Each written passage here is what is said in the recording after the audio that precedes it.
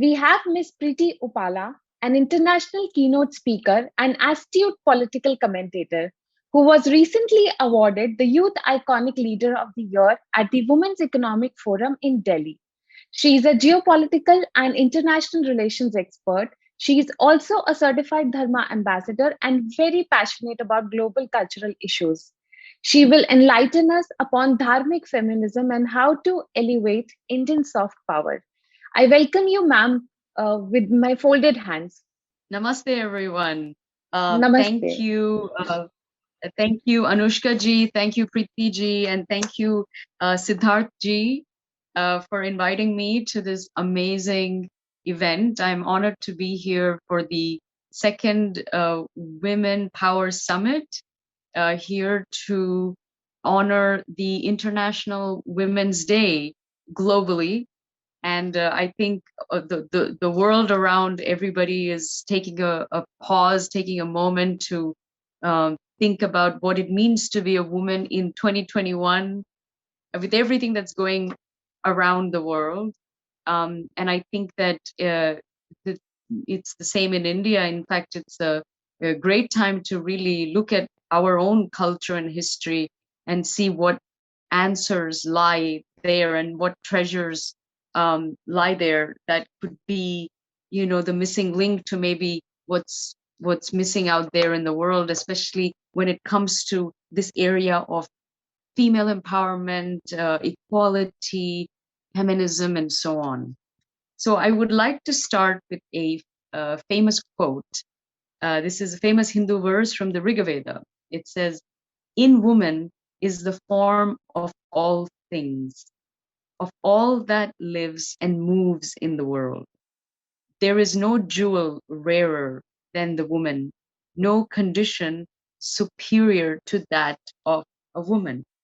So this Rig Veda obviously is the oldest scripture in the world, and even at that time they were talking about um, how precious the female form and female incarnation is, and it has never stopped. It's always been that way. I think we've always upheld the divine feminine essence. So I mean, it's the only faith where we have more goddesses than gods, and I'm talking about Sanatan Dharma, but I think Bharat in general obviously embodies this incredible set of traditions and history and itihasa. So it's all, you can't separate the two; they are one in a way. And it's also the last remaining goddess worshipping culture in the world, Devi worshipping culture in the world. So I think if we lose that, we lose everything. So we must really uphold the goddess herself, the goddess worship, what the goddess means to us. And we must strive to treat every woman like a goddess because she is one. Um, and I think it starts from here, it ripples across the world. Now, in my work of looking at geopolitical analysis and the international affairs and soft power, I started realizing that our inherent dharmic values and the dharmic culture itself is a great asset to India's soft power. And I wanted to sort of, for this talk specifically about how within those values, specifically the dharmic feminism, Shakti Man, Shakti as we know it, um, how can that be, how can that elevate India's soft power in the world? Because it actually does, and it does it beautifully. Um, Within, when we look at the concept of Shakti in India, if you want to call it Vedic feminism or Indic feminism or dharmic feminism, there is sort of truly the male and female are equal in a way. I mean, they are different, of course, but they have actually equality. Through the eyes of the Vedas, they are equal. They have never been different. So that's why we've never had this issue of fighting for or struggling to get equal parity and equal rights, because the equality was always there. It was inherent, and it's never moved, to be honest. So we don't encroach on each other's space, and we don't feel like we have to take from one in order to prop up the other. So there isn't that sort of push pull. It's there is space for everybody to shine, and ultimately, the Shakti is really the energy that drives everything forward. I mean, I always say that Shiva is like the computer, the hardware, the computer, which is so powerful. But then Shakti is the power cord that needs to be plugged in to the outlet so that the computer starts. And without the power cord, the computer will not start, and we are nowhere. So that's a small analogy, but it just goes to show in our tradition how we have viewed this. There has never been sort of encroachment of space and a sort of needing to fight for anything, because it's not about rights or entitlement. It's beyond that. It's about duty. So that, and it's a beautiful, it's encapsulated very much within the essence, I think, of what this civilization has had for thousands of years. And quite frankly, even today, as you move about, when you go to India and you travel around, or you go to big cities or smaller villages, you just see that acceptance, you see a surrender, you see these inherent beautiful warm qualities which are there in our DNA, and it can't be taught. It just is. We embody it, we have it. When you go to the West, you don't always find some of these qualities. They are searching, they are yearning, they want that holistic balance, they want the union, they want the yoga. But it's hard to find in the West, I think, because they really are not equal in many ways, and there's a lot of fighting fighting for, I would say, that's going on. Um, I think that when the world looks at India, there is so much to be proud of, especially post COVID. But it has been for a little while, I would say, because India, as it rises in its with its GDP, its economic might, it's the really one of the only two emerging superpowers in the world, and its presence, geopolitical presence, is extremely important. The whole world is realizing it's like that one country that can be moral and responsible. And there's something very solid, I think, about India. You think about India, you think about anchor, and you think about a civilization that's been around for the longest time and is still intact, and actually and actually hasn't changed much. It's sort of upheld everything. So as I look at that, I realize that I think the concept of what what feminism means in the world, because I think in the world, this is one of the hot topics where everybody is wanting to elevate the woman, and everyone wants to talk about gender equality, parity, balance, women's rights, and so on, which is all wonderful. But I think there's a way to go about doing it, and you need to really have the union and bring people together rather than sort of push people away.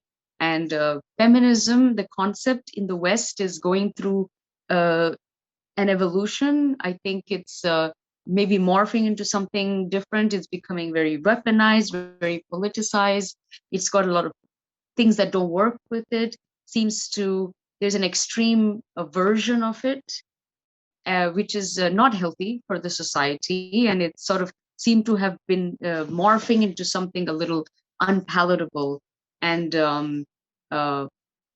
sort of hard machinery, almost like a toxic version of femininity. And it's not, the men don't like it and the women don't like it. And in fact, after seeing all of this, they did some global poll to find out that only 7% of the world's women call themselves a feminist. So we are at that stage now where the movement that was started a long time ago with all the right intentions, suddenly when it gets sort of hijacked by all sorts of entities, and when the agenda sort of sets in, suddenly it's not what it used to be. It's kind of unrecognizable in a way. But then I look at India and I look at the frameworks that we've had for forever, and I think that that has a lot that it can teach and share almost. The the beautiful dance of the Shiva Shakti and so on. I think that when you think about an Indian woman, it's a woman who has dignity, who is decent, who is strong, intelligent, has good values and morals, but is a very feminine person, very effeminate. She's beautiful, she's sensual, she's soft, she's vulnerable. She dresses beautifully, she is very aesthetic, and she is not giving up that aspect of her just because she wants to hold a position of power. So she doesn't need to look, think, act, uh, and behave like a man in order to be the entrepreneur or the CEO. She can wear a beautiful sari and look fabulous, and yet she's still the boss. And I think you don't always find that in the West. But I hear the women just inherently have that quality. It's very organic. I think it's very kind of effortless, in a way that it's not in many other places that I've visited. So these things like this, when the world looks at the Indian woman, I think there's a lot to learn. There's a lot to be in awe of, or to be almost to acknowledge. And if the world was more humble, they could understand that there's a lot to learn from the East, especially I would say India. So this is an area where the soft power of a nation, which soft power is essentially the influence that a country has, uh, which does not come from its military capability. So, any power that's not hard power is soft power. And India should have a very strong sort of soft power on that index. It should be very high for so many reasons. It's not always the case, when you do these polls, when you look at the lists, it's maybe not as high as it should be. However, having said that, if you ask just anybody, average person on the street, when they think about India, they have certain images that come up, and everybody knows that. So definitely there's everything is there to work with and elevate. But I do think that this whole Indian woman, uh, concept, or the real truth, uh, it can help elevate India's sort of soft power in the world. And uh, I to give you an interesting statistic, or interesting fact, I should say. You may be fascinated to know this, but Switzerland gave voting rights to women in 1971. In 1971, India already had an a female prime minister who had won a historic war, right? So this is what we're talking about, and this is where we're at. But it doesn't come up so much in public discourse, and it's not a truth that is known globally by everybody. It should be, because it's a historical fact and it happened. But so things like that, and I can give you so many examples of not just female characters from our itihasa, but also actual leaders, just even in the last 100 years, and politicians and so on, who we started uh, all of this a long time ago. And in the West, what they're fighting for is very different. We didn't have those inequalities to begin with. We didn't have the gender pay gap, uh, you know at that time. Anyway, in the West they did have that. That's why there was this big movement to fight it, and they did fight it, and they're continuing to fight it, and it's very important. We have our own set of problems. I think the nature of the state of feminism in India has its own issues, but it's not the same issues as the West, so we need to keep that in mind. But leaving that aside, I just think that this whole concept of the Indian woman, and I always like to say dharmic feminism, because it's a very holistic, spiritual uh, way of looking at the feminine. And I think it's also the only culture in the world and faith in the world that actually looks at power in a female form. So Shakti is power, and it's in the female, right? The symbolism is female, it's not male. But everywhere else in the world, when you think about power, it's masculine. So I think there is so much that India can teach the world, and we must, continue to showcase what we have, our incredible ideology, our lineage, philosophy, and also we have put it into practice, and the manifestation of that is very, very obvious. It can, it's there for everyone to see, and we just need to let maybe get the world to lean in a little bit and glance at us and look at what has been going on. So definitely need to be writing and speaking and teaching about all of these things, or else people won't know until you educate them in a very loving and humble way, of course. So it's very interesting. I just think that uh, this area of female empowerment is so important for the world at large. I think here in America, people, uh, it's definitely at the forefront of all issues. And a lot of people say that that's where, once you take care of that, a lot of problems at least in the country, would be solved. And there's a lot of focus and attention on looking at all sorts of discrimination and disparity that is present, and what one can do, and what do we tell the girls, what do we tell the women, um, so that they grow up to be confident and capable and proud of themselves, and sort of the way that they conduct themselves, and they know that they can do, have anything that they want in the world. It's actually a fact, and it's a truth. So I think America and the West is finding its way, and it will get there. I think in India we have it in some ways, and then there are other.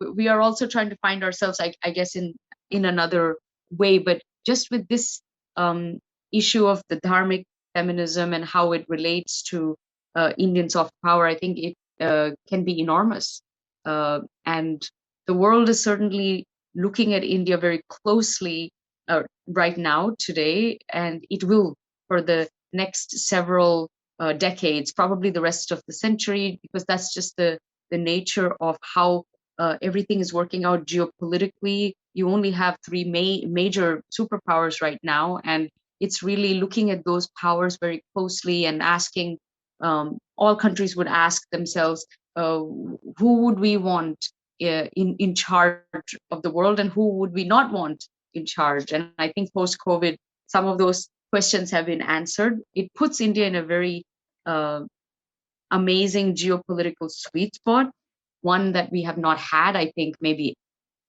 at least certainly not in the last 2,000 years, or at least the last 1,000 years. So this is the time for us to step up and shine. And I think it's going to be through the Indian woman and her way, who she is, because somehow I think she encapsulates Bharat. She encapsulates new Bharat, new India, and the idea of India, the new identity of India. Um, and whether it's Bharat Ma'am, Mata or it's. So I just want to right. end with that know who you are and stay true to your roots, and please cherish it, and just share it with the world, because I think the world wants to learn, and India's superpower can only expand and increase. So I thank you all very much for your time and your attention this evening. I hope you enjoyed it. Please do reach out to me, keep in touch, and I hope to see you again very, very soon. Thank you so much. Dhanyavad. Namaste.